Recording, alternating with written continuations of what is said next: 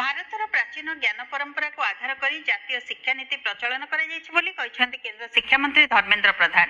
ଆଜି କଟକରେ ଶିକ୍ଷା ବିକାଶ ସମିତିର ପ୍ରଧାନ ଆଚାର୍ଯ୍ୟ ସମ୍ମିଳନୀର ଉଦ୍ଯାପନୀ ସମାରୋହକୁ ସମ୍ବୋଧିତ କରି ଶ୍ରୀ ପ୍ରଧାନ କହିଛନ୍ତି ଯେ ଅତୀତର ଶିକ୍ଷାନୀତି ଦେଶର ଶିକ୍ଷା ବ୍ୟବସ୍ଥାକୁ ବିପର୍ଯ୍ୟସ୍ତ କରିଥିଲା।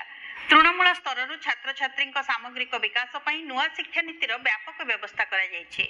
2020ରେ ପ୍ରଣୀତ ଶିକ୍ଷାନୀତି ଚଳିତ ବର୍ଷଠାରୁ ଓଡ଼ିଶାରେ କାର୍ଯ୍ୟକାରୀ ହୋଇଛି। ଏହା ଛାତ୍ରଛାତ୍ରୀଙ୍କୁ ଭଲ ମଣିଷ କରି ଗଢ଼ି ତୋଳିବ। ଜାତୀୟ ଶିକ୍ଷାନୀତିରେ ମାତୃଭାଷା ଏବଂ ଭାରତୀୟ ଭାଷାରେ ଶିକ୍ଷା ପ୍ରଦାନ ଉପରେ ଗୁରୁତ୍ୱ ଦିଆଯାଇଛି।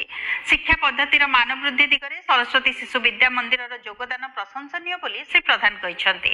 ଭାରତୀୟ ପଦ୍ଧତି ଏବଂ ମୂଲ୍ୟବୋଧ ଆଧାରିତ ଶିକ୍ଷା ଗୁଣାତ୍ମକ ଏବଂ ସାଧାରଣ ଲୋକଙ୍କ ପାଇଁ ଶିକ୍ଷା ପ୍ରଦାନରେ ସେ ବିଦ୍ୟାଭାରତୀ ଏବଂ ଶିକ୍ଷା ବିକାଶ ସମିତିର ଭୂମିକାକୁ ପ୍ରଶଂସା କରିଛନ୍ତି।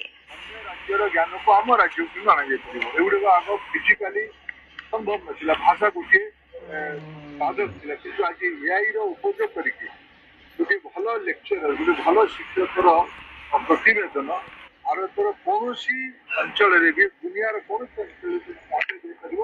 ଏଆଇ ଉପଯୋଗ କରିକି ତାର ଭାଷାକୁ ଅନୁବାଦ କରିକି ୟାର ସୁବିଧା